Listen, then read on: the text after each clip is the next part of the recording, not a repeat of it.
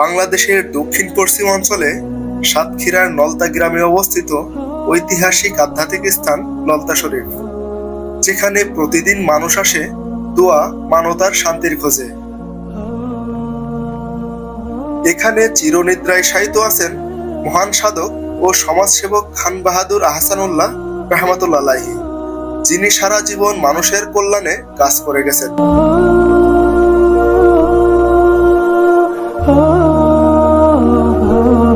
নলতা দরগা শরীফ শুধু একটি ধর্মীয় স্থান নয়, এটি নলতা গ্রামের জীবনের অবিচ্ছেদ্য অংশ।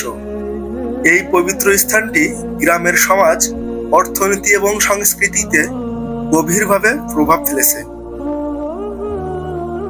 মানুষের আচরণ, পরস্পরের প্রতি শ্রদ্ধা আর সহমর্মিতাও বেড়েছে এই পবিত্র স্থানকে কেন্দ্র করে।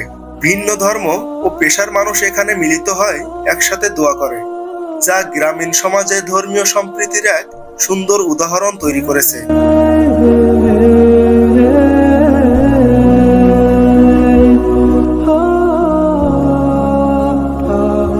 প্রথমেই বলা যায়, দরগা শরীফকে ঘিরে নলতা গ্রামের মানুষদের জীবিকা গড়ে উঠেছে।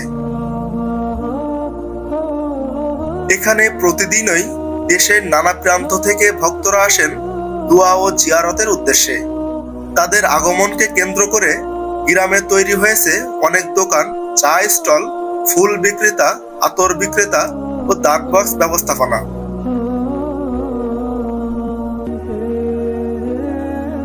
ফলে স্থানীয় মানুষদের জন্য নতুন কর্মসংস্থানের সুযোগ সৃষ্টি হয়েছে।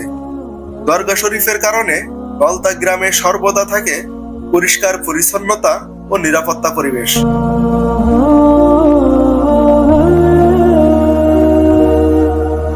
স্থানীয় প্রশাসন ও দরগা কমিটি মিলে এলাকার সড়ক, বিদ্যুৎ, পানি ও পরিবেশ উন্নয়নের কাজ করে যাচ্ছে। ফলে নলতা আজ একটি পরিচ্ছন্ন ও উন্নত গ্রামে পরিণত হয়েছে।